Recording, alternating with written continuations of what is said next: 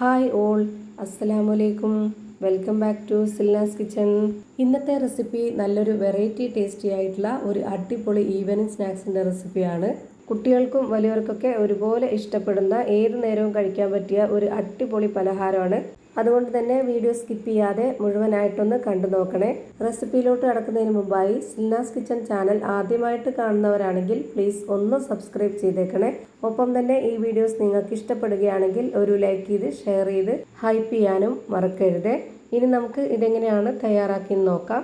ഇതിനായി ആദ്യം തന്നെ മിക്സിയുടെ ജാറിലേക്ക് 250 ml കപ്പിൻ്റെ അളവിൽ 2 കപ്പ് അവിലാണ് ഇട്ട് കൊടുക്കുന്നത്. വെള്ള അവലോ റോസ് അവലോ ഏതായിരുന്നാലും കുഴപ്പമൊന്നുമില്ല. ഇനി നമുക്കിതൊന്ന് പൊടിച്ചെടുക്കാം.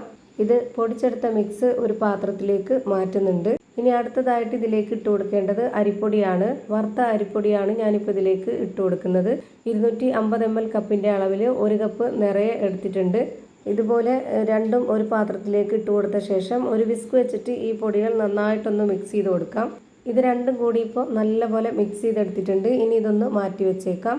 അടുത്തതായിട്ട് സ്റ്റവിലേക്ക് ഒരു പാൻ വെച്ച് കൊടുത്ത ശേഷം ഫ്ലെയിം ഓൺ ആക്കിയിട്ട് അതിലേക്ക് 1 സ്പൂൺ ഓയിൽ ഒഴിച്ചു കൊടുക്കുന്നുണ്ട്. ഈ ഒരു ഓയിൽ നന്നായിട്ടൊന്ന് ചൂടായിട്ട് വരുന്ന സമയത്ത് ഇതിലേക്ക് 1 സ്പൂൺ അളവിൽ ജീരകം ഇട്ട് കൊടുക്കാം. ചെറിയ ജീരകമാണ് ഇട്ട് കൊടുത്തിട്ടുള്ളത്.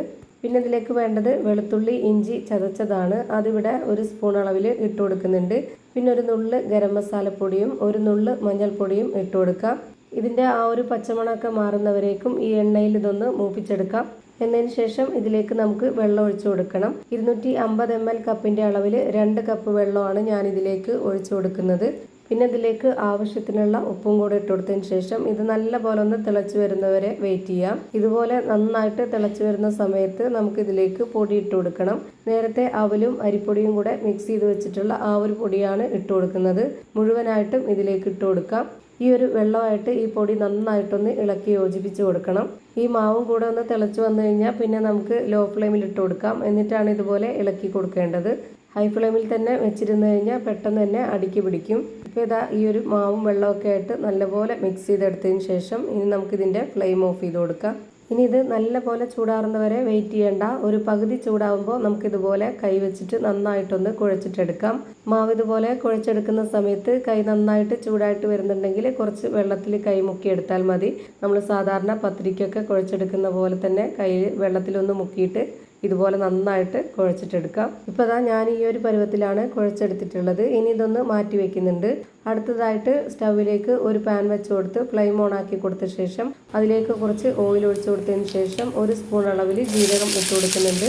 ചെറിയ ജീരകമാണ് ഇട്ട് കൊടുത്തിട്ടുള്ളത്. അത് നല്ലപോലെ ചൂടായി വന്നതിന് ശേഷം അതിലേക്ക് മീഡിയം സൈസിലുള്ള ഒരു 3 സവോള ചെറുതായിട്ട് കട്ട് ചെയ്തിട്ട് ഇതിലേക്ക് ഇട്ട് കൊടുക്കുന്നുണ്ട്.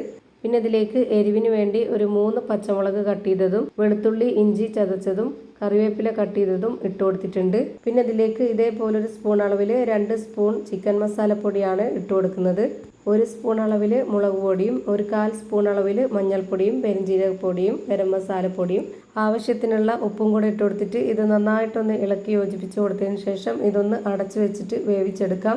ഈ ഒരു ഉള്ളി മസാലകളൊക്കെ നന്നായിട്ട് വെന്ത് കുഴഞ്ഞു വരണം. അപ്പോൾ അതിന് വേണ്ടിയിട്ട് ഒരു 3-4 മിനിറ്റ് നന്നായിട്ട് വേവിച്ചെടുക്കണം. അപ്പോൾ അതാ ഈ ഒരു മസാല നല്ലപോലെ വെന്ത് കുഴഞ്ഞ് കിട്ടിയിട്ടുണ്ട്. ഈ പരുവാകുമ്പോൾ നമുക്കിതിലേക്ക് ഒരു 3 ഉരുളക്കിഴങ്ങ് നന്നായിട്ട് വേവിച്ചതിന് ശേഷം തൊലിയൊക്കെ കളഞ്ഞിട്ട് ഉടച്ചെടുത്തിട്ടുള്ളതാണിത്.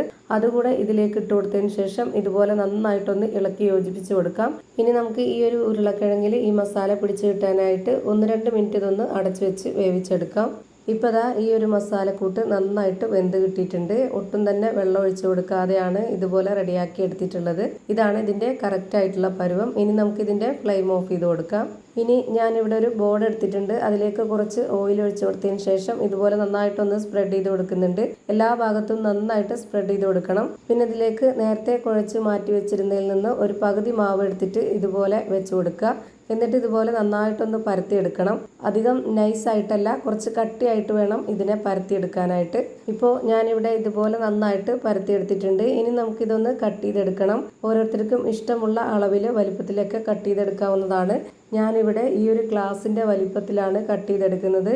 ഈ ഗ്ലാസ് വെച്ചിട്ട് ഇതുപോലെ കട്ട് ചെയ്തെടുത്തിട്ടുണ്ട്. ഇതാണ് ഇതിൻ്റെ കറക്റ്റായിട്ടുള്ള പരുവം. ഇതുപോലെ തന്നെ മുഴുവൻ മാവിലും ഈ ഒരു അളവിൽ കട്ട് ചെയ്തെടുക്കുന്നുണ്ട്. ഏതെങ്കിലും പ്ലാസ്റ്റിക് കുപ്പിയുടെ അടപ്പ് വെച്ചിട്ടോ അല്ലാന്നുണ്ടെങ്കിൽ ഇതുപോലെ ഗ്ലാസ് വെച്ചിട്ടോ എങ്ങനെ വേണമെങ്കിലും കട്ട് ചെയ്തെടുക്കാവുന്നതാണ്. ഇനി ഇതിലെ കട്ട് ചെയ്തതെല്ലാം മാറ്റി വെച്ചിട്ട് ഈ ഒരു ബാക്കി വന്ന മാവ് നമുക്ക് വീണ്ടും ഒന്നുകൂടെ കുഴച്ചെടുക്കാവുന്നതാണ്. എന്നിട്ട് പരത്തിയിട്ട് ഇതുപോലെ തന്നെ വീണ്ടും കട്ട് ചെയ്തെടുക്കാം. അത് കളയേണ്ട ആവശ്യമില്ല. ഇനിയിപ്പോൾ കട്ട് ചെയ്ത് വെച്ചിട്ടുള്ളതിൽ നിന്നും ഒരു പീസ് എടുത്ത് ഇതുപോലെ വെച്ച് കൊടുത്തിട്ട് നേരത്തെ റെഡിയാക്കി വെച്ചിട്ടുള്ള ആ ഒരു മസാലക്കൂട്ട് ഇതിലേക്ക് കുറച്ച് വെച്ച് കൊടുക്കുക. അതൊന്ന് കറക്റ്റായിട്ട് റൗണ്ട് ഷേപ്പിലാക്കിയതിന് ശേഷം അതിന് മുകളിലേക്ക് വീണ്ടും ഒരു പീസ് കൂടെ വെച്ച് കൊടുത്തിട്ട് ഇതുപോലെ ഒന്ന് കറക്കി കൊടുക്കണം. അപ്പോൾ അതിൻ്റെ വക്ക് ഭാഗത്തൊക്കെ നല്ലപോലെ കറക്റ്റ് ഷേപ്പിൽ കിട്ടും. ഇപ്പോൾ ഇത് കണ്ടില്ലേ, ഇതുപോലെ നമുക്ക് എല്ലാം റെഡിയാക്കി എടുക്കണം. ഞാനിവിടെ ഒരെണ്ണം കൂടെ ഇതുപോലെ വെച്ച് കൊടുത്തിട്ട് കാണിക്കുന്നുണ്ട്. ഇതുപോലെ ഒരു പീസ് മാവ് വെച്ചതിന് ശേഷം അതിന് മുകളിലേക്ക് കുറച്ച് മസാല വെച്ച് കൊടുക്കുക. എന്നിട്ട് ഇതുപോലെ കറക്റ്റ് അതിൻ്റെ ഷേപ്പിലാക്കി വെച്ച് കൊടുത്തതിന് ശേഷം വീണ്ടും ഒരു മാവ് കൂടെ വെച്ച് കൊടുത്തിട്ട് അതിനെ ഇതുപോലെ ഒന്ന് കറക്കി കൊടുക്കുക. അപ്പോൾ ഇതാ നല്ല കറക്റ്റ് ഷേപ്പിൽ കിട്ടും. അങ്ങനെ ഞാനിവിടെ ഇത് മൂന്നും റെഡിയാക്കിയിട്ടുണ്ട്. ഇതുപോലെ റെഡിയാക്കിയതിന് ശേഷം ഇതിൽ കാണാനൊരു ഭംഗിക്ക് വേണ്ടിയിട്ട് ഞാൻ ഇതുപോലെ ഒരു ഡിസൈൻ ഇട്ട് കൊടുക്കുന്നുണ്ട്. ഈ ഒരു കത്തിയുടെ പുറകുവശം വെച്ചിട്ട് ഇതുപോലെ ഒന്ന് ലൈൻ ഇട്ട് കൊടുക്കുന്നുണ്ട്. ഇതുപോലെയൊക്കെ നമ്മൾ ഉണ്ടാക്കി കൊടുക്കുമ്പോൾ കുട്ടികൾക്കായാലും വലിയവർക്കായാലും ഒരു കൗതുകം ഉണ്ടാവും. ഇത് കാണാനുള്ള ഭംഗി കൊണ്ടായാലും നല്ലപോലെ ആസ്വദിച്ച് കഴിക്കുകയും ചെയ്യും. ഇതുപോലെ തന്നെ ഞാനിപ്പോൾ എല്ലാ മാവിലും ചെയ്ത് ഒരു പാത്രത്തിലേക്ക് മാറ്റിയിട്ടുണ്ട്. ഇനി നമുക്കിത് ഫ്രൈ ചെയ്തെടുക്കാം. അതിനുവേണ്ടി സ്റ്റവിലേക്ക് ഒരു പാൻ വെച്ച് കൊടുത്തതിന് ശേഷം അതിലേക്ക് കുറച്ച് ഓയിൽ ഒഴിച്ച് കൊടുത്തിട്ടുണ്ട്. ഈ ഒരു മാവ് മുഴുവനായിട്ടും മുങ്ങിക്കിടക്കുന്ന രീതിയിൽ എണ്ണ ഒഴിച്ച് കൊടുക്കരുത്. അങ്ങനെയാകുമ്പോൾ അതിനുള്ളിലുള്ള ആ ഒരു ഫില്ലിങ്സ് ഒക്കെ മുഴുവനായിട്ടും എണ്ണയിൽ പോവും. ഇതുപോലൊരു പരന്ന പാനിൽ കുറച്ച് എണ്ണ ഒഴിച്ച് കൊടുത്തിട്ട് ഇതുപോലെ അടിഭാഗം മാത്രം വേവുന്ന രീതിയിൽ ഇങ്ങനെ വേവിച്ചെടുക്കുക. എന്നിട്ട് അതിൻ്റെ ഒരു ഭാഗം വെന്ത് കിട്ടിയാൽ പിന്നെ അതൊന്ന് തിരിച്ചിട്ട് കൊടുത്തിട്ട് ആ ഒരു ഭാഗവും കൂടെ വേവിച്ചെടുക്കുക. ഇപ്പോൾ ഇതിൻ്റെ എല്ലാം ഒരു ഭാഗം വെന്ത് കിട്ടിയിട്ടുണ്ട്. ഞാനിതുപോലെ ഒന്ന് തിരിച്ചിട്ട് കൊടുക്കുന്നുണ്ട് എല്ലാം. എണ്ണ നന്നായിട്ട് ചൂടായി കഴിഞ്ഞാൽ പിന്നെ ഒരു മീഡിയം ഫ്ലെയിമിൻ്റെയും ലോ ഫ്ലെയിമിൻ്റെയും ഇടയ്ക്കുള്ള ഫ്ലെയിമിൽ വെച്ച് കൊടുത്തിട്ട് വേവിച്ചെടുക്കണം. ഒരുപാട് ഫ്ലെയിം കൂടിപ്പോയാലും അതുപോലെ തന്നെ നല്ലപോലെ ഫ്ലെയിം കുറഞ്ഞു പോയാലും ഇത് കറക്റ്റ് പരുവത്തിന് കിട്ടത്തില്ല. ഇപ്പോൾ ഇതിൻ്റെ ആ ഒരു താഴത്തെ ഭാഗം കൂടെ വെന്ത് കിട്ടിയിട്ടുണ്ട്. അതൊന്ന് തിരിച്ചിട്ട് കാണിച്ചു തരാം. ഇപ്പോൾ ഇതാ രണ്ട് സൈഡും വെന്ത് കിട്ടി. ഇനി നമുക്കിത് ഓരോന്നോരോന്നായിട്ട് എണ്ണയിൽ നിന്ന് എടുത്തു മാറ്റാം. ഇതേപോലെ തന്നെ എല്ലാം ഫ്രൈ ചെയ്ത് ഒരു പാത്രത്തിലേക്ക് മാറ്റിയിട്ടുണ്ട്. അപ്പോൾ ഇതാ നല്ല ടേസ്റ്റി ആയിട്ടുള്ള ഒരു വെറൈറ്റി ആയിട്ടുള്ള ഒരു അടിപൊളി പലഹാരം റെഡിയായി കിട്ടി. ഓൾറെഡി ഇതിൻ്റെ ഫില്ലിങ്സ് ഒക്കെ പുറത്തോട്ട് കാണുന്ന രീതിയിലാണ് നമ്മൾ ഇതിനെ ഫ്രൈ ചെയ്തെടുത്തിട്ടുള്ളത്. അതുകൊണ്ട് തന്നെ നമുക്കിനി ഇത് പൊട്ടിച്ച് കാണിക്കേണ്ട ആവശ്യമൊന്നുമില്ല. കാണാൻ നല്ല ഭംഗിയും കഴിക്കാൻ നല്ല ടേസ്റ്റി ആയിട്ടുള്ള ഒരു അടിപൊളി പലഹാരം റെഡിയായി കിട്ടി. ഇത്രയേ ഉള്ളൂ ഇന്നത്തെ വീഡിയോ. വീഡിയോ ഇഷ്ടമായാൽ ലൈക്ക് ചെയ്യാനും കമൻറ്റ് ചെയ്യാനും ഷെയർ ചെയ്യാനും മറക്കരുത്. പുതിയൊരു വീഡിയോയുമായി വീണ്ടും വരും. Thank you for watching.